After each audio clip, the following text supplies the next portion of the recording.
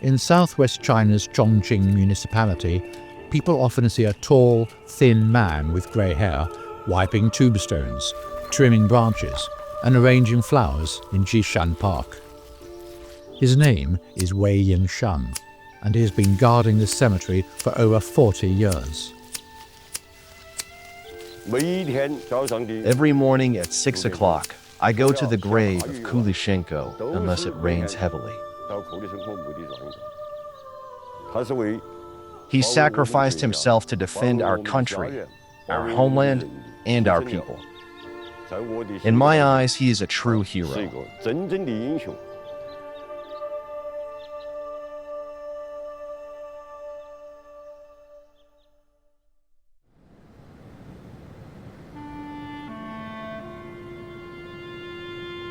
In June 1939, Soviet Air Force Major Kulishenko was assigned an urgent and secret task.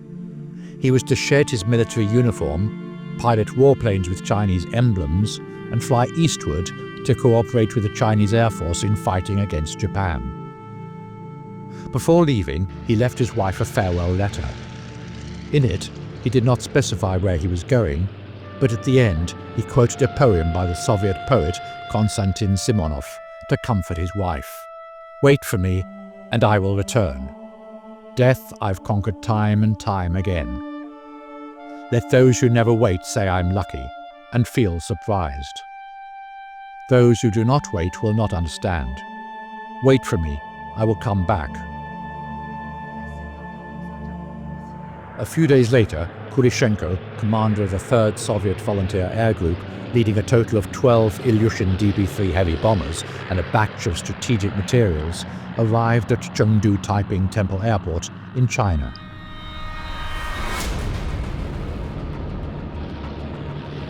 Meanwhile in China, the aerial battlefield against Japan could no longer simply be described as brutal.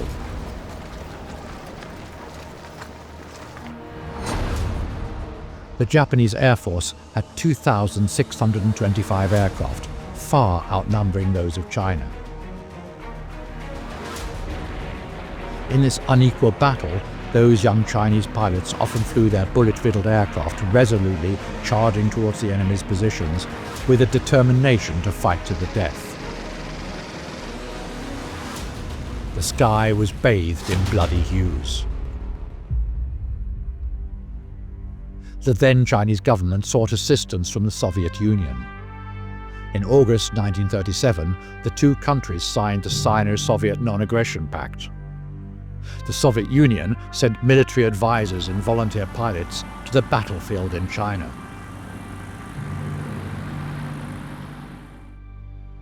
It was against this historical backdrop Grigori Kulishenko came to China.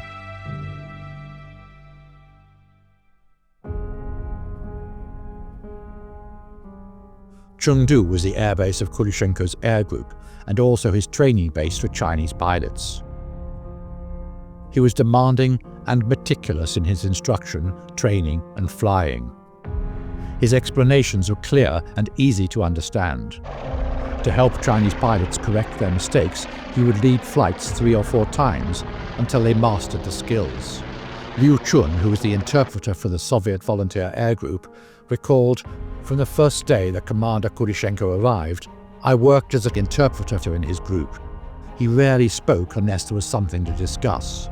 I remember one time he couldn't hold back and asked me to question a pilot who had operated improperly. Is the plane controlling him, or is he controlling the plane?" The pilot stood in silence for a long time, feeling ashamed. Kulishenko then slowly explained that the plane was the property of the country, and bringing planes from the Soviet Union to China was not an easy task. Each one damaged meant one less, and even a broken steel wire required replacement parts from afar. After Kulishenko came to China, he trained many pilots for us, educating them to cherish the aircraft and every part of it. He taught them to value the aircraft more than themselves and protect it even at the cost of their own lives.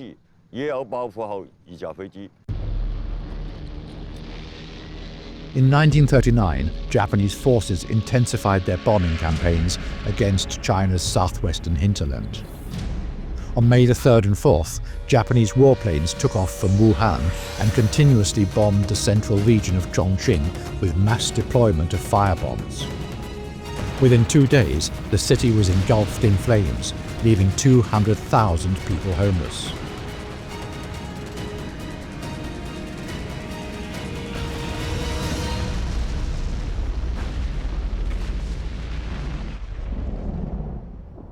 Faced with such a tragic scene, Kulishenko told his interpreter Liu Chun the Japanese army must pay the price, one by one. Months later, the counterattack finally began. On September the 29th, Kulishenko led the Soviet volunteer air group to bomb the Japanese-occupied Guangzhou airport and destroyed dozens of Japanese planes. On October the 3rd, they air-raided the Japanese-occupied Hankou airfield, destroying 64 Japanese planes and wiping out elite Japanese flying squadrons. On October the 14th, Kulishenko and his team launched another attack on Hankou. However, this time the Japanese army was prepared and their 26 warplanes took off urgently to confront Kulishenko. Kulishenko calmly commanded the airfight, shooting down 6 Japanese jets. However, the enemy spotted the lead aircraft he was piloting, and 3 fighters began to encircle Kulishenko. In the fierce battle, Kulishenko was injured in the chest, bleeding profusely. He endured the intense pain and headed back along the Yangtze River to the base. When his plane reached Chongqing, it lost balance and became uncontrollable.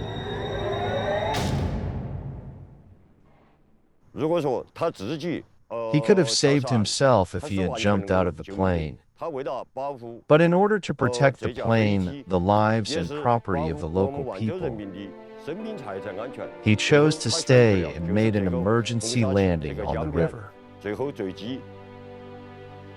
At this critical moment of life and death, Kulishenko ordered his crewmates to swim to shore and remember the location for future recovery of the aircraft. They escaped danger, but the severely injured Kulishenko was engulfed by the waves, resting forever in China. That year, he was just 36. Since Kulishenko went missing, locals have been searching for him along the river. However, due to the swift current of the Yangtze River, it wasn't until 20 days later, more than 10 kilometers downstream from the accident site, that his body was found. In November 1939, after the remains of Kulishenko were recovered, people worked together and spontaneously organized a funeral for martyr Kulishenko. A grand funeral was held for Kulishenko.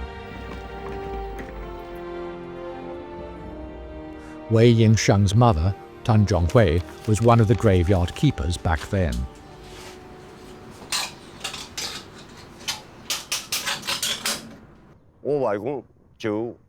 My grandfather told my mother that martyr Kulishenko sacrificed himself to defend our country. We must remember him, and so my mother accepted the task and continued until her retirement. Since 1958, Tan Zhonghui and her son Wei Yingshang have taken turns guarding the tomb and the heroic spirit of Kulishenko for over 60 years. During the Chinese People's War of Resistance against Japanese aggression, Kulishenko came to China to fight alongside the Chinese people. In turn, Tan Zhonghui and her son cherished the friendship, making it ever fresh over time. This is CGTN Radio. Hear the difference.